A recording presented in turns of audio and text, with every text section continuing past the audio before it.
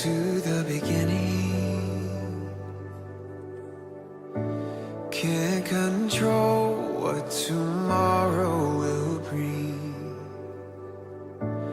but I know here in the middle is a place where you promised to be.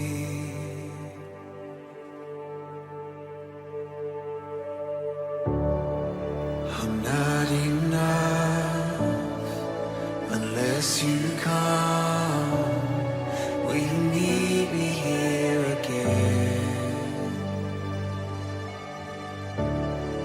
'Cause all I want is all you are. Will you meet me here again?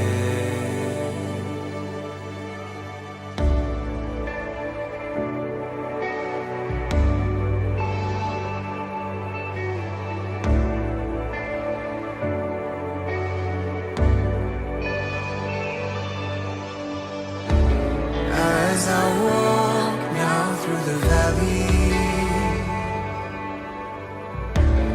let your love rise above every fear. Like the sun shaping the shadow, in my weakness your glory appears.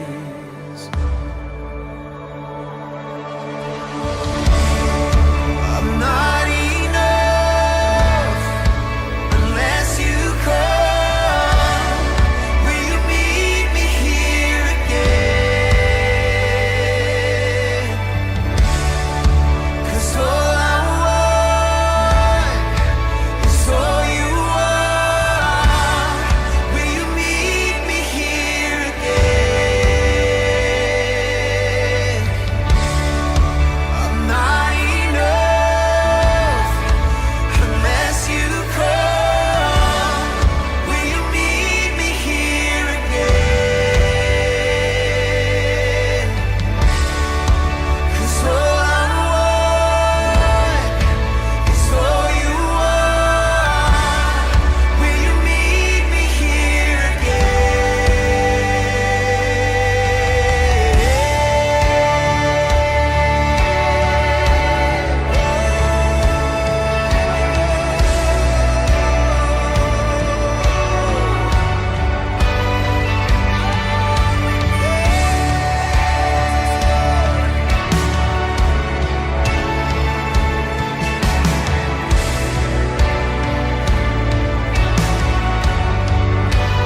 Not for a minute was I forsaken. The Lord is in this place. The Lord is in this place. Come, Holy Spirit, dry bones awaken. The Lord is in this place. The Lord is in this place. Not for a minute was I forsaken. The Lord is in this place. The Lord is in this place. Come, Holy Spirit, dry bones awaken. The Lord is in this place. The Lord is in this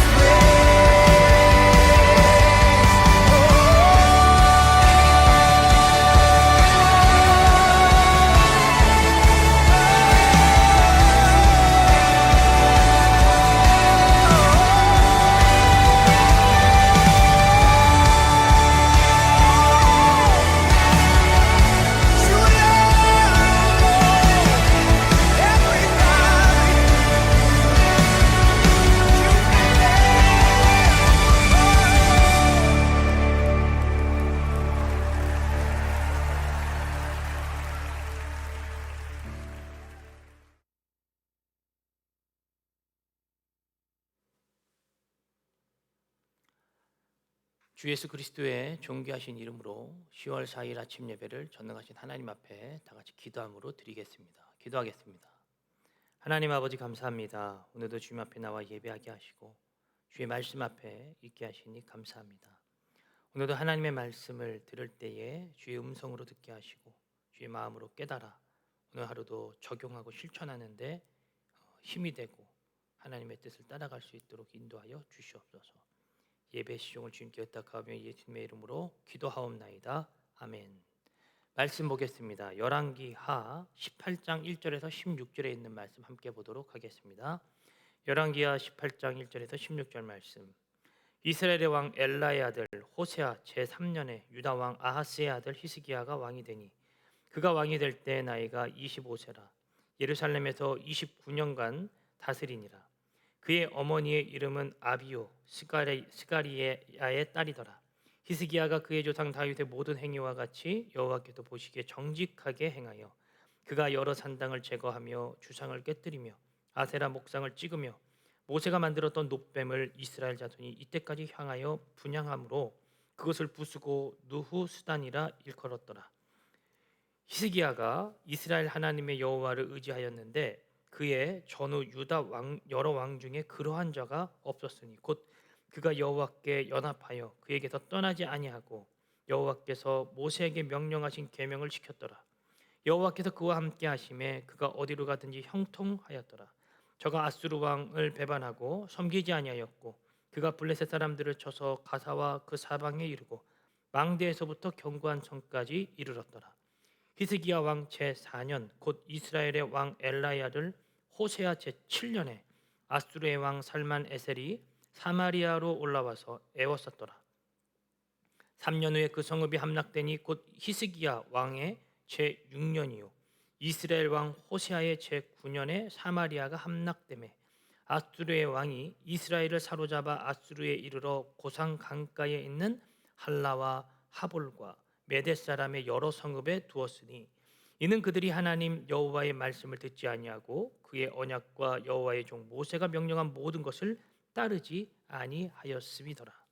히스기야 왕 제14년에 아수르의 왕 사네립이 올라와서 유다 모든 견고한 성읍들을 쳐서 점령하며 유다의 왕 히스기야가 라기스로 사람을 보내어 아수르 왕에게 이르되 내가 범죄하였나이다. 나를 떠나 돌아가소서. 왕이 내게 지우시는 것을 내가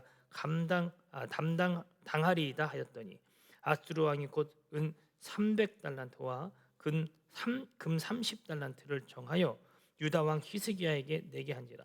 히스기야가 이에 여호와의 성전과 왕궁 곳간에 있는 은을 다 주었고 또 그때 유다 왕 히스기야가 왕의 성전 문에 금과 자기가 모든 기둥에 입힌 금을 벗겨 모두 아수르 왕에게 주었더라.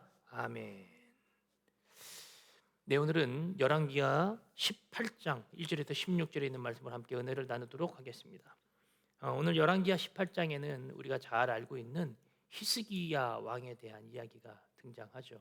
이 히스기야 왕, 그동안 앞에서 계속해서 보았던 다른 왕들보다 오늘 이 히스기야 왕에 대한 평가가 아주 우리를 아침부터 은혜롭게 합니다. 계속해서 악한 왕들이 일어났고 하나님의 말씀을 따라가기보다는 자신의 말을 따라갔습니다. 또 다윗의 길로 가기보다는 여로보암 혹은 여러 왕의 길로 가서 그 국가가 망했다라고 하는 이러한 구절들을 보았는데 오늘은 이 열왕기하 18장의 1절에서 16절까지의 말씀은 히스기야 왕에 대한 평가적 모습입니다. 히스기야 왕을 어떻게 평가하고 있는가? 먼저 3절부터 보면 히스기야가 그의 조상 다윗의 모든 행위와 같이 여호와께서 보시기에 정직하게 행하여라고 기록하고 있습니다. 다윗의 길로 갔다. 먼저 이렇게 다윗의 길로 갔다라는 평가가 내려지면 이 왕은 선한 왕입니다. 유대 땅에 한 20명 정도의 왕이 되는데 선한 왕이 얼마 되지 않습니다. 그 중에 이 히스기야 왕은 하나님께서 보시기에 아주 선한 왕이었다라고 하는 것을 우리들에게 가르쳐주고 있죠. 하나님 앞에서 선한 왕으로서 인정받는 그 모습은 어떠한가? 4절 보니까 그가 여러 산당을 제거하며 주상을 깨뜨리고 아세라 목상을 찍었다라고 성경은 기록합니다. 자, 계속해서 앞에 등장했던 왕들은 무엇에 어디서 예배를 제사를 드립니까? 산당. 우상을 섬기려고 사람들이 자꾸 그곳에 산당을 세우고 산당을 짓고 그곳에 아세라 목상을 세우고 이런 것들을 우상들을 세워서 그것을 섬겼죠. 그런데 오늘 이 히스기야 왕은 그들과는 전혀 다른 행태의 모습을 보여줍니다. 그것이 뭡니까? 산당을 부신다. 아세라 목상을 깨뜨리고 주상을 깨뜨렸다. 우상을 제거해 버렸다는 것입니다. 하나님은 우상을 숭배하는 것 자체를 굉장히 싫어한다라고 말씀을 드렸습니다. 우상 숭배는 바로 나로부터 나온 것. 우상은 어떠한 것이냐? 나로부터 나온 것이라고 했죠. 그것을 자꾸 섬기는 거예요. 그것을 형상화해서 그것이 그렇게 되도록 내 마음과 뜻을 그쪽에 계속해서 부여하는 거예요. 그래서 하나님은 어떠한 모습, 형상으로도 하나님을 형상화하지 말라고 말씀하셨습니다.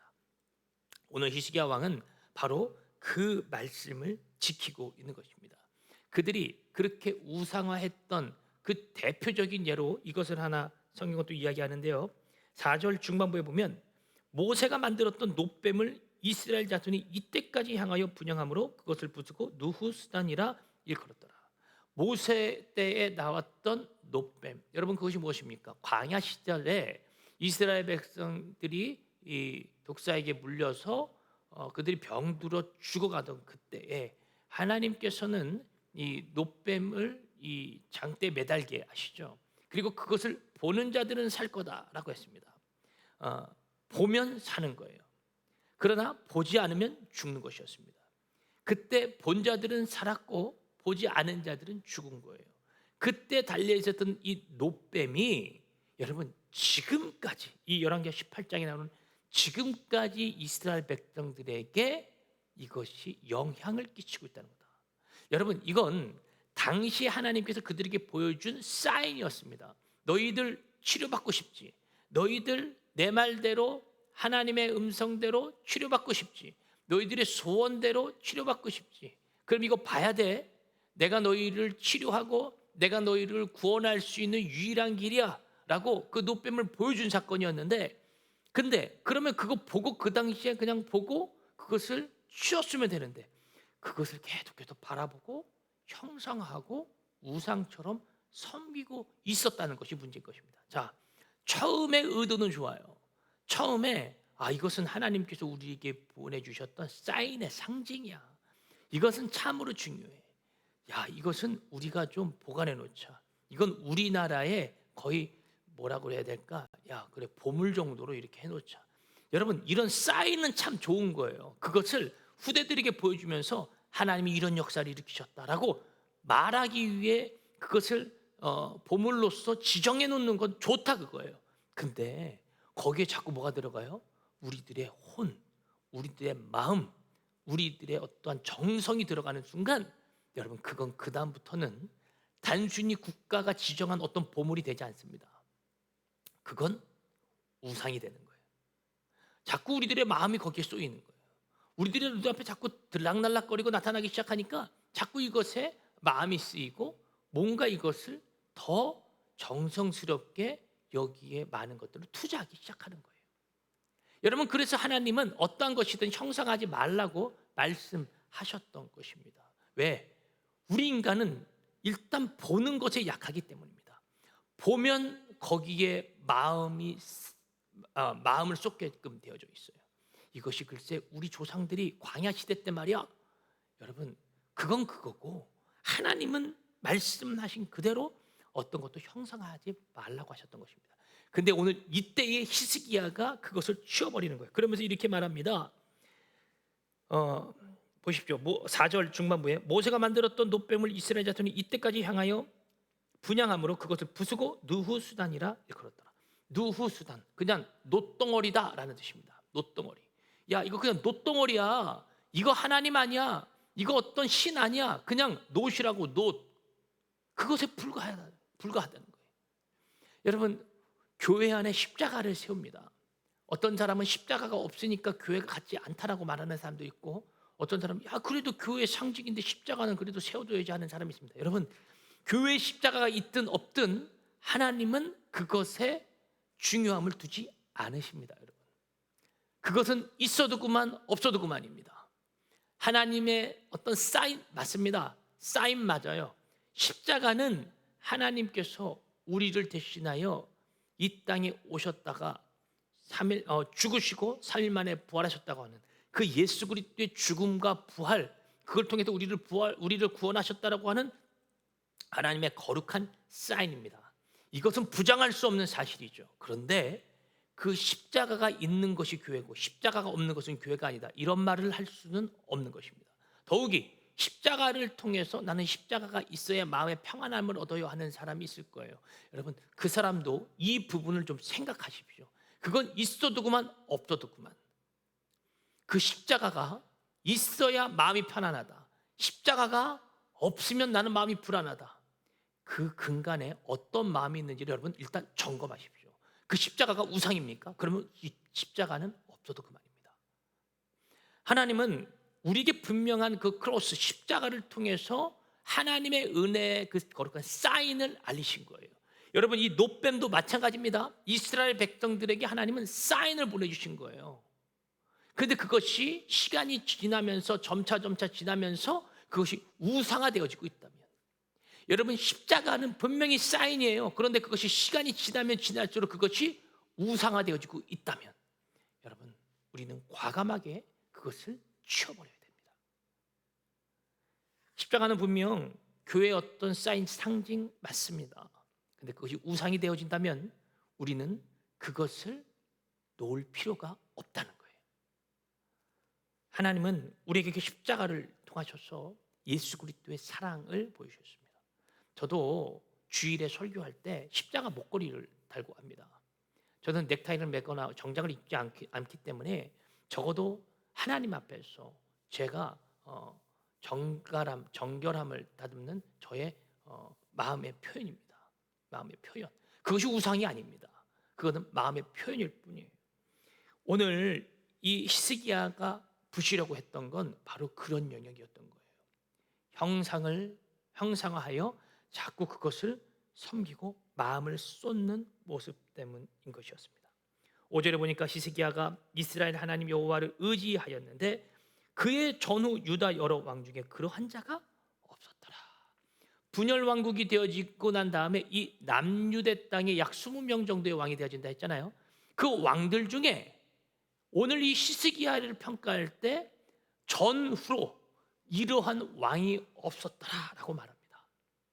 여러분, 우리가 그동안 왕에 대한 이야기를 하면서 오늘 좀 마음이 좀 따뜻하죠.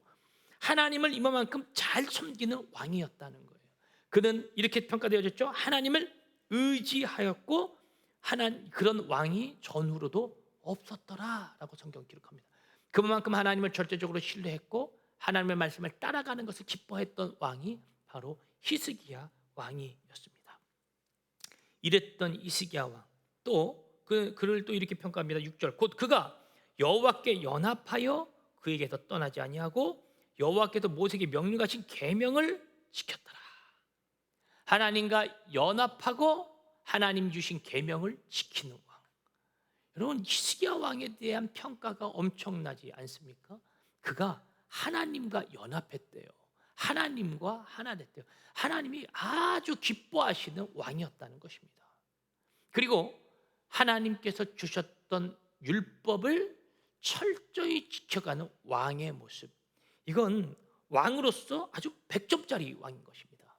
하나님은 이러한 왕을 기다리고 계셨던 것이죠. 또 7절 보세요. 여호와께서 그와 함께 하심에 그가 어디로 가든지 형통하였더라. 형통하였더라. 하나님과 함께하니 형통하였더라. 여러분, 이 말씀은 창세기에 요셉을 평가했던, 바로 왕이 요셉을 평가했던 구절과 똑같습니다. 요셉, 그가 뭐 옥에 갇혀있든 총리가 되어졌든 형제들에게 무시를 받든 형제들에게 버려졌든 형제들을 의하여 팔려갔든 상관없이, 그의 상황 환경 상관없이 하나님 앞에서 항상 함께하고자 하는, 하나님의 말씀을 따라가려고 하는 그 모습 때문에 주님이 그와 함께함으로 형통했더라라고 성경은 기록해요. 오늘 이 히스기야에 대한 평가도 동일합니다.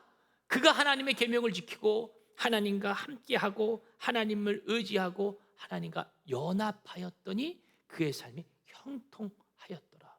여러분, 하나님과 연합하는 것이 무엇입니까? 첫 번째, 우상을 제하는 거예요. 우상을 제거해 버리는 것. 내가 바라고 내가 바랬던, 내가 생각했던 나의 뜻이었던 것을 다 제거해 버리는 것이 바로 우상을 제거해 버리는 것입니다. 두 번째 무엇입니까? 하나님의 말씀을 의지하는 거예요. 주님께서 주셨던 말씀을 그대로 행하고 지키고 그것을 의지하는 것이야말로 하나님과 함께 하는 것입니다. 그럴 때에 우리의 삶은 형통하게 된 줄로 믿습니다. 여러분, 형통하고 싶으십니까? 오늘 히스기야 왕이 했던 것처럼 한번 내 삶을 결단의 자리로 나아가 보십시오. 첫 번째는 우상을 제거해 버리는 것입니다. 하나님 이외에 그 어떤 것도 섬기지 않는 거예요. 두 번째 무엇입니까? 하나님이 주셨던 계명의 말씀을 철저히 지켜가는 일을 하는 것입니다. 여러분, 하나님 앞에서 형통케 될 줄로 믿습니다. 그러면서 저가 아수르 왕을 배반하고 섬기지 아니하였고 그가 블레셋 사람들을 쳐서 가사와 그 사방에 이르고 망대에서부터 경관성까지 이르렀더라. 정말 하나님이 기뻐하시는 왕의 모습입니다. 저와 여러분들 모두가 오늘 이 히스기야 왕처럼 하나님 앞에서 이렇게 평가받는 저와 여러분 되기를 주의 이름으로 축복합니다. 근데 오늘 본문은 한 가지 더 이야기를 말합니다. 북이스라엘의 멸망을 예고하고 있는 거예요. 멸망을. 히스기야 왕 때에 이제 보십시오. 9절. 히스기야 왕 제4년에 곧 이스라엘 왕 엘라의 아들 호세아가 제7년에 아수르 왕 살만에셀이 사마리아로 올라와 애워쌌더라. 아수르 왕 살만에셀이 이제 히스기야 왕 제4년 곧 이스라엘 왕 엘라의 아들 호세아 제7년 이때에 올라온 거예요. 그래서 이 이스라엘 성 주변을 둘러싸기 시작했습니다. 사마리아 성 주변을 둘러싸기 시작했습니다.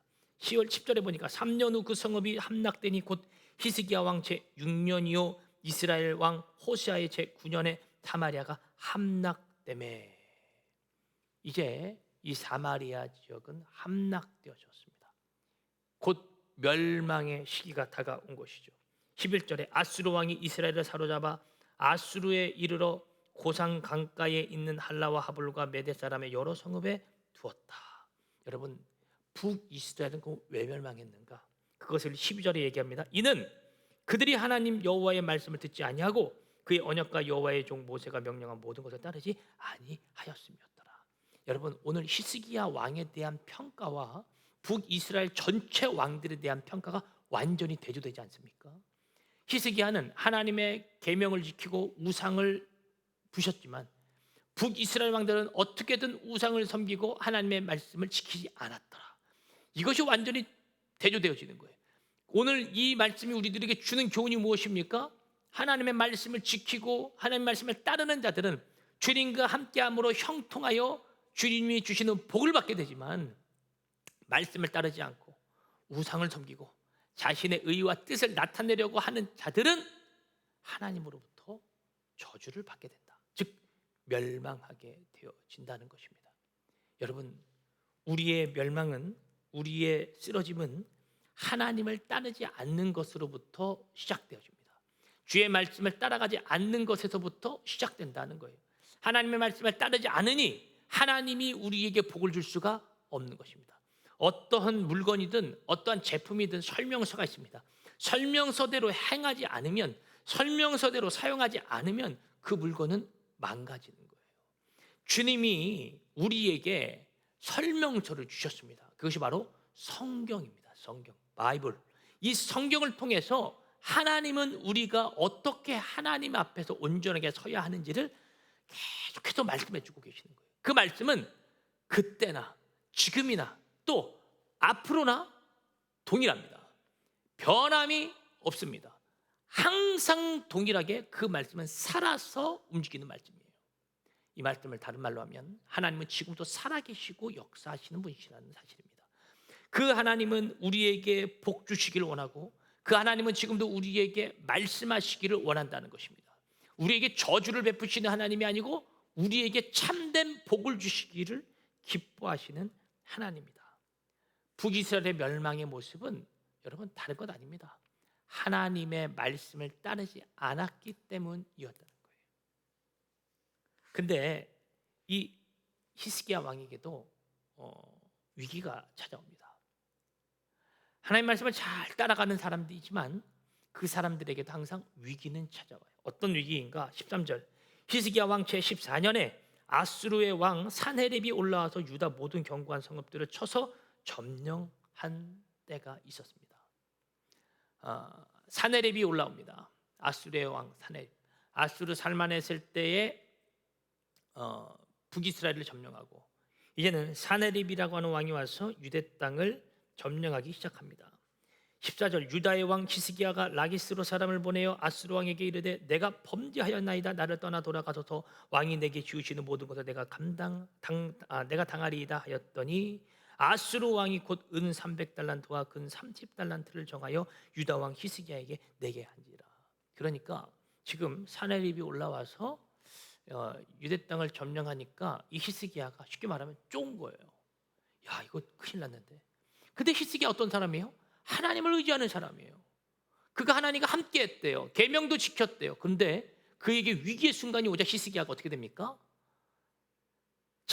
지금 자기 눈앞에 보이는 강력한 왕, 힘이 센 그 강력한 왕에게 어찌할 바를 모르는 거예요. 그러면서 얘기합니다. 라기스로 사람을 보내서 얘기한다는 거예요. 전령을 보내서 얘기하는 거예요. 내가 당신이 행하는 모든 것대로 할 테니 제발 이 성에서 떠나가 달라고 빌고 있는 거예요.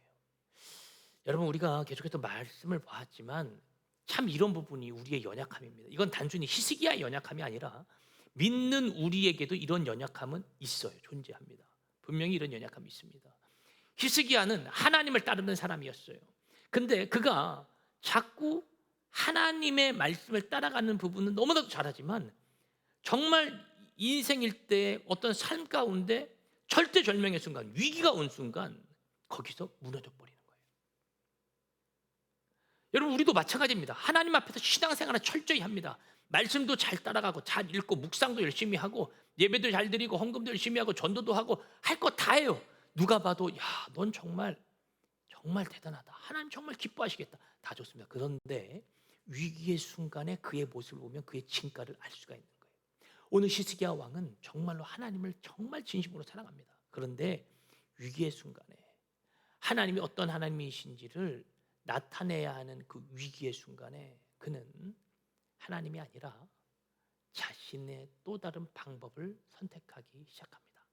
여러분, 이게 죄악된 인간의 본성이에요. 그래서 사네립이 뭐라고 합니까? 은 300과 금 30달란트를 그에게 내게 합니다. 그랬더니 히스기야의 연약한 모습이 그려지는데 15절 보십시오. 히스기야가 이에 여호와의 성전과 왕궁 곳간에 있는 은을 다 주었고 또 그때 유다 왕 히스기야가 여호와의 성전 문의 금과 자기가 모든 기둥에 입힌 금을 벗겨 모두 아수르에게 주었더라. 아수르에게 주었더라. 마음 아픈 이야기죠. 결국 아수르 왕 사네립에게 은 300과 금 30달란트를 줍니다. 그것도 나중에 금은 성전 문에 있는 금을 긁어 벗겨서 주는 거예요. 이 참 안타까운 모습입니다. 그만큼 히스기야가 그 당시에 정말 두려웠다는 것이죠.